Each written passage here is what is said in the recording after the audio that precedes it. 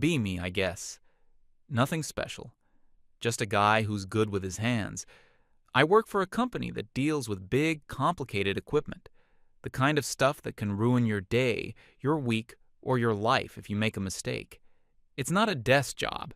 You're on your feet, you get dirty, and you have to trust the guy next to you. For years, it was a good place to be. The boss, Mr. Hansen, started out doing the same work we do. He gets it. He never cared about anything but two things. Are you getting the job done right? And are you keeping your crew safe? If you could do that, you were golden. No politics, no drama. Just show up, do your work, go home. The core of our operation is the main field crew, about a dozen of us. We've all been working together for a long time. You get to know how people think without them having to say anything. A glance across a noisy work site is enough to communicate more than a 5-minute meeting in an office. The guy who runs our crew is Raphael. He isn't the oldest guy there, maybe late 30s, but he's the one everyone listens to. Raphael's the kind of person who is completely calm in situations where everyone else would be panicking. I've seen him diagnose a problem with a multi-ton piece of machinery just by the sound it was making, a sound nobody else even noticed. He never raises his voice. He doesn't have to. When he speaks, it's because he has something important to say. His authority wasn't given to him by a title on a business card. It was earned over years of being the best at what he does. We all knew that if you followed Raphael's lead, you'd be safe and the job would get done perfectly. So that was our world, a functional, no-nonsense place where competence was the only thing that mattered. Then, sometime last fall, things started to change. Mr. Hansen had grown the business to a point where he said he needed to hire more office staff to handle the back-end stuff. One of those new hires was our first ever dedicated human resources manager. Her name was Jennifer. She showed up one Monday morning for a general introduction. It was immediately obvious she was from a different universe. We were all in our work gear, steel-toed boots and heavy-duty pants. She was wearing a business suit that probably cost more than my first car, with heels that clicked loudly on the concrete floor of the workshop. Mr. Hansen introduced her, said she was here to help streamline our processes and enhance company culture. We all just sort of nodded. We'd heard corporate speak before, but it was usually from clients, not from our own management. Jennifer gave a little speech. She talked about her background working for some tech startups and how she was excited to bring a forward-thinking, people-centric, and inclusive paradigm to our company. I looked over at one of the older guys, a man who'd been with the company for 20 years. He just had this completely blank expression on his face. He wasn't angry or amused. It was like he was listening to a foreign language he had no hope of understanding. Raphael was standing in the back, arms crossed, just watching. He had a neutral look, but I know him well enough to see he was assessing her, the same way he'd assess a new piece of equipment. The speech ended, and there was a polite, unenthusiastic spattering of applause. We figured that would be the last we'd see of her. HR people usually stayed in the clean, quiet office building, not out on the workshop floor. We were wrong. The very next day, the changes began. They were small at first. We came in to find brightly colored posters plastered all over the walls. They had cheesy stock photos of diverse groups of people in suits smiling and laughing. The slogans were things like, "Synergy makes the dream work," and "A bias-free workplace is a thriving workplace." One of them was put up right next to the high-voltage warning sign on a major control panel. We were all standing around looking at them when Raphael came in. He saw the poster by the control panel, looked at it for a second, and then walked over. He didn't rip it down. He just very carefully peeled it off the wall, making sure not to tear it or leave any residue. Then he walked over to the men's restroom and stuck it neatly on the outside of the door. He didn't say a word. He just went back to getting his gear ready for the day's job.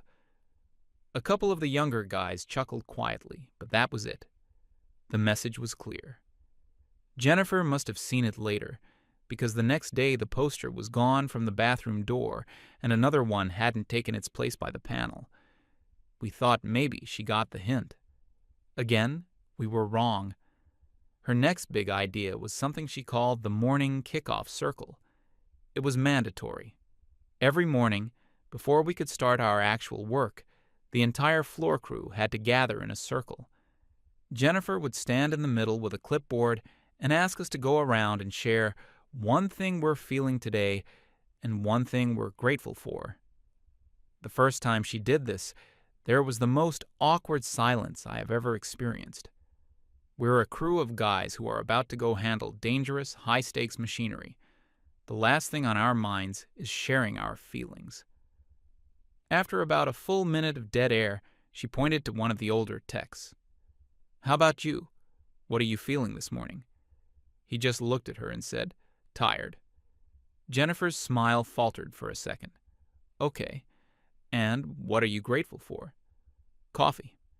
She tried to keep her enthusiasm up. "Great. Thanks for sharing." She moved on to the next guy. His answers were fine and paycheck. It went on like this around the entire circle. One word, low-effort answers. Nobody was trying to be difficult. We just genuinely had nothing to contribute to this exercise. It felt alien and pointless. I remember when she got to Raphael. He was just standing there, patient as ever. "Raphael, what are you feeling today?" He thought for a second and said, "Focused." "And what are you grateful for?" "A good team." That was probably the most heartfelt answer anyone gave, but it still wasn't the kind of emotional vulnerability she was clearly looking for. She made a lot of notes on her clipboard that day. These morning circles continued for 2 weeks. They were excruciating. It was 10 to 15 minutes every morning that we could have spent doing safety checks or loading the trucks. It became a silent protest. The answers got shorter. The silence got longer. Finally, after one particularly painful morning, where half the guys just shrugged, she announced the circles were being reevaluated for effectiveness. They stopped the next day, a small victory. But Jennifer wasn't discouraged. She was determined.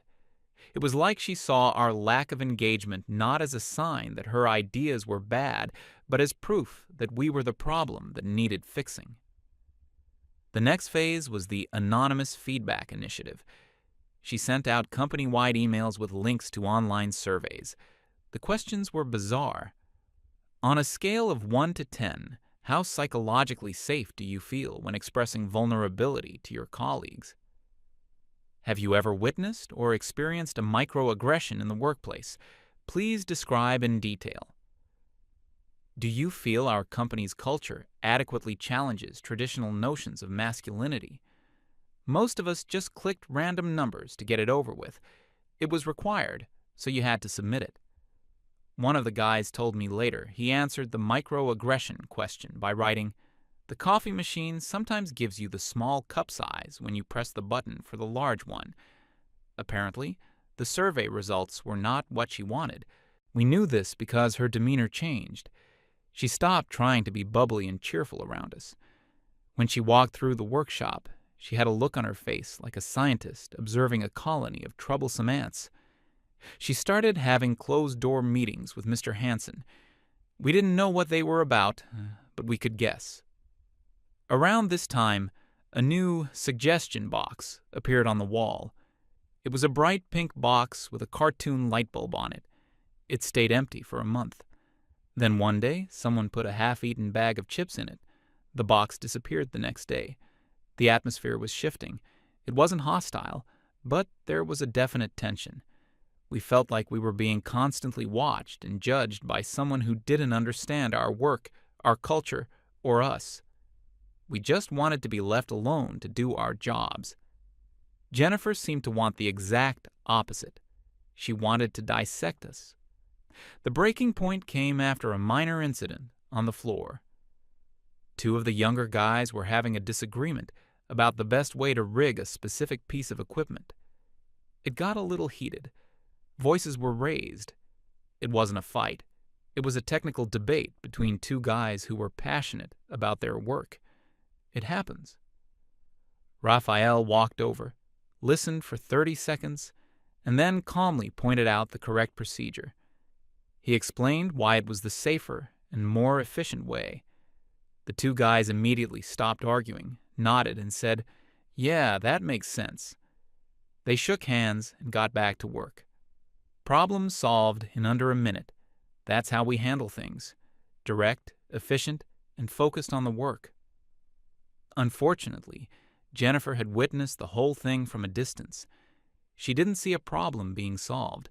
She saw a hostile confrontation and aggressive male posturing. Later that afternoon, she called a surprise all-hands meeting for the floor crew. She stood in front of us with her arms crossed, her clipboard nowhere in sight. This time, it felt different. She wasn't trying to be our friend. She was there to lecture us. She talked for 10 minutes about professionalism and workplace decorum. She never mentioned the two guys by name, but we all knew what she was talking about. She used phrases like unacceptable displays of aggression and the need for emotional regulation. Then she said the line that I think really solidified things in everyone's mind. She said, "This kind of behavior is a classic symptom of a workplace culture dominated by toxic masculinity." The moment she said it, the air went out of the room. It wasn't just corporate jargon anymore. This was personal. She wasn't just a clueless HR person trying to implement silly team-building exercises. She was someone who looked at us, at the way we worked, the way we communicated, the way we solved problems, and saw something toxic, something that needed to be eradicated. We looked at each other. The same guys who would trust each other hanging from a harness 50 feet in the air were now being told that our very nature was a problem. Raphael was completely still, his face unreadable, but I could see the muscles in his jaw tighten. Jennifer finished her speech by saying that she was working on a comprehensive, long-term solution to address these deep-seated cultural issues. The meeting ended. We went back to work in silence. The feeling of brotherhood on the team, which had always been an unspoken thing, felt stronger than ever. But now it was defensive. It was us against her. A week later, the email landed in our inboxes. The subject line was, "Mandatory Workshop, a new model for masculinity in the workplace." I read it 3 times to make sure I was seeing it right. The body of the email explained that as part of an ongoing commitment to a safe and inclusive environment, the company was holding a special training session. It was mandatory for all male employees. The women in the office were not required to attend. The workshop's stated goal was to facilitate a conversation around harmful masculine stereotypes and provide tools for becoming better allies. It was scheduled for the following Tuesday morning. Tuesday, the same Tuesday we were scheduled to start the biggest, most important project of the entire year. We had a client, a massive manufacturing firm that had been on our schedule for 6 months. The job involved installing a new assembly line. It was complex, dangerous, and had an extremely tight deadline. If we were late, the company would face crippling financial penalties. Mr. Hansen had been stressing the importance of this job for months. The workshop was scheduled for 8 a.m. and was set to last 4 hours. We were supposed to be on the road to the client's site by 7 a.m. at the latest. I immediately walked over to Raphael's workstation. He was just staring at his computer screen, reading the same email. "She can't be serious," I said. Raphael didn't look away from the screen. "Looks like she is." "What are we going to do? The client is expecting us first thing in the morning." He finally turned to me. "First, we do our jobs. I'll go talk to Mr. Hansen and sort this out. This is a scheduling conflict.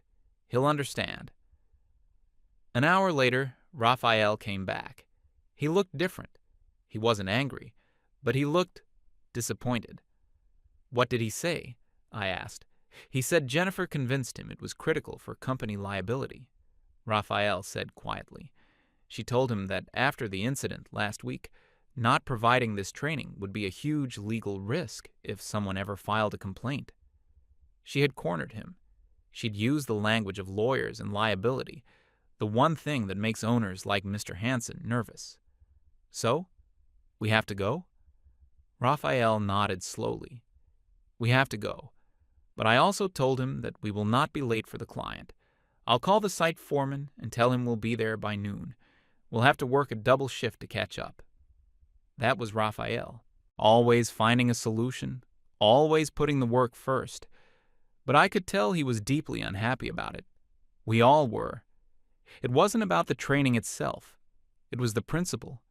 It was being forced into a room to be lectured about how to be a man by people who had no idea what our lives were like. It was the implication that we were broken and needed to be fixed. The next few days were tense. Nobody talked about the upcoming workshop. We just focused on prepping for the big job, making sure every piece of equipment was calibrated and ready to go. The work was a comfort. It was logical. The laws of physics don't care about your feelings or your identity. A bolt is either tightened to the correct torque or it isn't. On Tuesday morning, we all came in early, as usual. We loaded up the trucks with everything we would need for the client's site. We wanted to be able to leave the second the workshop was over. At 7:55 a.m., Jennifer came into the workshop. Okay, everyone, time for our session. It's in the main conference room. She was smiling, that bright, false smile again. Slowly, we all put down our tools. We filed out of the workshop and walked over to the office building. It felt like being herded. The conference room had been rearranged. The big table was gone, and the chairs were set up in a large circle. At the front of the room was a whiteboard and a projector screen. Standing there next to Jennifer was a man we'd never seen before. He was young, maybe mid-20s, wearing a cardigan and thick-rimmed glasses. He had a soft, gentle smile plastered on his face. This had to be the facilitator. We all filed in and took a seat. The door closed behind us. There was a palpable feeling of dread in the room. It was like being in a principal's office, but all of us were there at once. Jennifer introduced the facilitator. I don't remember his name.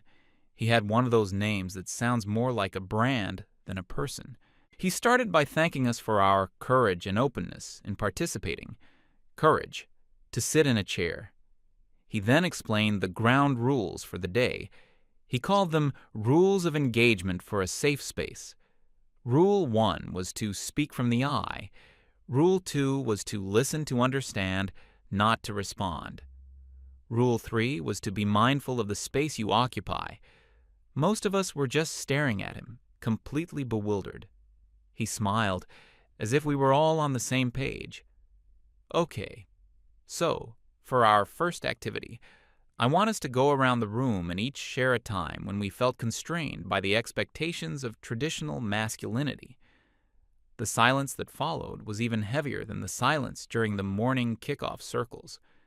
It was absolute. Not a cough, not a shuffle of a chair. Just a dozen men staring back at him. He waited, his smile unwavering. No wrong answers here, folks. It's a safe space. Still nothing. He pointed at one of the younger guys. How about you?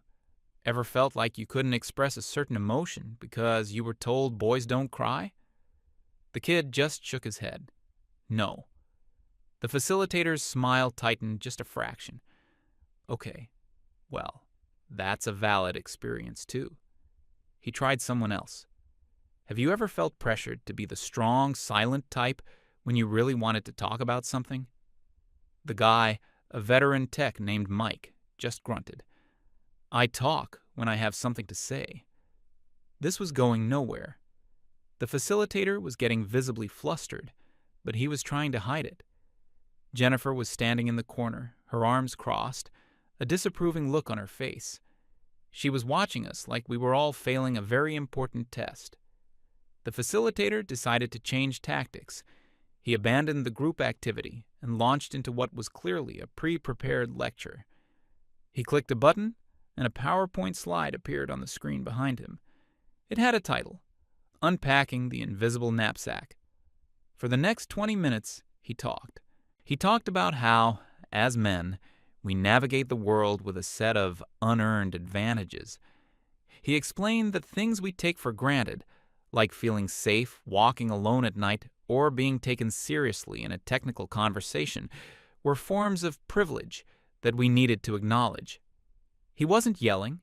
His voice was soft, calm, and incredibly condescending. It was the voice of someone explaining a simple concept to a child. With every sentence, I could feel the mood in the room getting colder. We were a crew of men who worked hard for everything we had. Some of the guys had come from nothing, built lives for themselves through skill and sheer effort. To be told that our successes were unearned was a profound insult. He moved on to his next point. He talked about emotional labor and how men traditionally outsource it to women. He talked about how our silence, our focus on solutions instead of feelings, was a way of avoiding our responsibility to be emotionally present. I glanced at Raphael. He was sitting perfectly still, his hands resting on his knees. He was looking directly at the facilitator. His expression was a blank wall. The facilitator then put up another slide. It was a diagram, a pyramid. The title was The Pyramid of Harm. At the bottom of the pyramid were things like jokes and locker room talk. At the very top was violence. He explained in his patient, patronizing tone that the things at the bottom of the pyramid create a culture that enables the things at the top. He was drawing a direct line from our way of talking and interacting with each other to the worst things imaginable. That was it. That was the moment. I think for all of us, that was the line. It was a collective accusation. We were being told that we were, by our very nature, complicit in something awful. And then it happened. The facilitator was in the middle of a sentence about our collective responsibility to dismantle these systems. Raphael moved. He didn't stand up abruptly. He didn't make a sound of protest. He simply, quietly, and deliberately placed his hands on the arms of his chair and pushed himself to his feet. The scrape of the chair legs on the floor was the only sound in the room. The facilitator stopped talking mid-sentence. He and Jennifer both stared at Raphael. Raphael didn't look at them. He turned, took 2 steps to where his jacket was hanging on the back of his chair, and picked it up. He slung it over his shoulder. Then he started walking towards the door. His steps were measured and calm. He wasn't storming out. He was just leaving. Jennifer finally found her voice. "Raphael, this workshop is mandatory. Where are you going?" He didn't stop walking. He didn't even turn his head. He just kept moving towards the door. As he passed the first row of chairs, Mike, the veteran tech, watched him go. Then Mike stood up too. He didn't say a word. He just stood up and followed Raphael. Then the next guy stood up, and the next. It was a chain reaction, a silent, coordinated movement.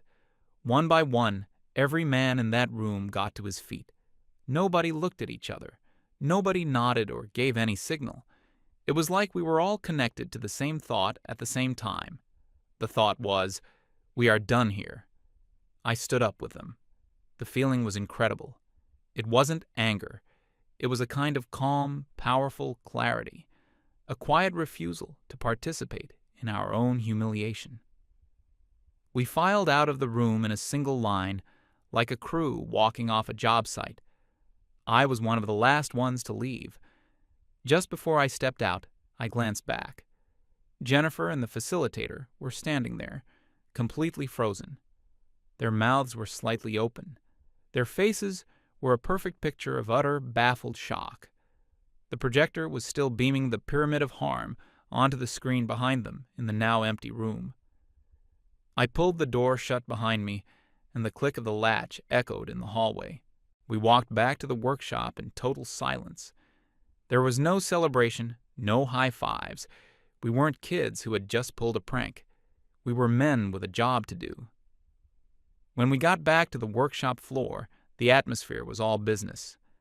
Raphael was already by the main truck, checking the straps on a piece of equipment.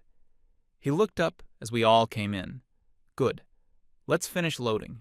We're behind schedule. That was it. The incident was over. It wasn't going to be discussed. We all got to work. The familiar sounds of tools and machinery filled the air. It felt good. It felt normal. We were about 10 minutes away from being ready to roll out when my phone rang. It was the main office line. I answered it. It was the client's site foreman. He was not happy. He asked where we were, why we weren't on site, and if we understood how much money his company was losing every hour we were late. I told him we were on our way and that we'd be there as soon as possible. I apologized for the delay. As I hung up, I saw a car pull into the parking lot at high speed. A black SUV. Mr. Hansen's car. He got out before the engine was even fully off. He was wearing his work boots and a jacket, not a suit. He meant business. He strode across the lot and into the workshop. He didn't look angry. He looked determined. Jennifer came scurrying out of the office building to meet him, clutching her clipboard like a shield. She started talking to him before he was even fully inside, pointing back at the office, her voice high and frantic. Mr. Hansen didn't even break stride. He held up one hand to silence her and kept walking right past her, towards us. He came to a stop in the middle of the floor. The entire crew stopped what they were doing and looked at him. He scanned all of our faces, his eyes finally landing on Raphael. Raphael, my office, now. His voice was firm. Raphael put down the wrench he was holding, wiped his hands on a rag, and nodded. The two of them walked towards Mr. Hansen's small, practical office on the edge of the workshop floor. Jennifer tried to follow them inside, but Mr. Hansen turned at the door. "Stay here. I'll deal with you in a minute." The door closed. We all stood there, pretending to work. But really, we were all just listening. We couldn't hear everything, but the walls were thin. We heard Mr. Hansen's voice, low and questioning. Then we heard Raphael's voice. It was calm. He wasn't defending himself. He was explaining. We heard bits and pieces. Critical deadline. Client losing money. Told we were the problem. Can't have a man second-guessing himself on a dangerous job. He was talking about safety, about trust, about the mindset you need to do our kind of work. He wasn't complaining about his feelings being hurt. He was explaining, in practical terms, why Jennifer's workshop was not just a waste of time, but a potential danger to the crew and the business. There was a long pause. Then we heard Mr. Hansen say one thing, loud and clear. "Okay, I get it. Send the crew out. Get that job done. I'll handle this." The door opened. Raphael came out. He looked at us and gave a single sharp nod. "Let's go." That was our signal. We moved. The energy was high. We finished loading the last of the gear in record time. As we were climbing into the trucks, Mr. Hansen came out of his office. Jennifer was waiting for him, looking anxious. "Jennifer, you're next," he said, and gestured for her to go into his office. The door closed again. This time, we didn't have to strain to hear. Jennifer's voice started first, high and defensive. We could hear words like insubordination, hostile work environment, legal exposure. Then Mr. Hansen's voice cut through. It was not loud, but it was hard as steel. "Your job, your only job, is to support the people who make this company money. That's it. You don't fix them. You don't re-educate them. You make sure they have what they need to do their jobs safely and efficiently." We heard Jennifer try to interrupt, something about corporate responsibility. Hansen's voice cut her off again. "Responsibility? My responsibility is to my clients and my employees. The men you just insulted are the best at what they do. I built this company on their skill and their loyalty. You walked in here, and in 2 months, you did more damage to morale than a decade of bad economic downturns." There was a pause. You looked at my greatest asset, and you called it toxic. This isn't a university campus, Jennifer. This is a business. Results matter here, and you have produced no positive results. In fact, you nearly cost me my biggest contract of the year." We heard one last, desperate attempt from her, her voice trembling. "You can't just—" "I can," Mr. Hanson said, his voice final. "You're fired. Get your things and leave. Your final check will be mailed to you." A few moments later, the office door opened. Jennifer came out. Her face was pale. She wasn't crying, but she looked completely shattered. She was holding her clipboard, but her hands were shaking. She had to walk past us to get to her car. The entire crew was gathered by the trucks ready to leave. As she walked by, nobody said a word. Nobody smirked or laughed. We just watched her go. There was no sense of victory, just a quiet, somber sense of order being restored. She got in her car and drove away without looking back.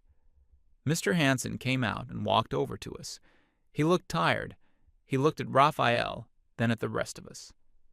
"Sorry about all that," he said. "It won't happen again. Now go do what you do best." Raphael just nodded. "On it, boss." We all climbed into the trucks. The engines started. As we pulled out of the yard and onto the main road, the feeling was one of pure relief. The nonsense was over. The outside world, with all its strange ideas and accusations, was behind us. Ahead of us was a job, a difficult, complicated, important job, and we were the men who were going to get it done. It felt good to be back to normal.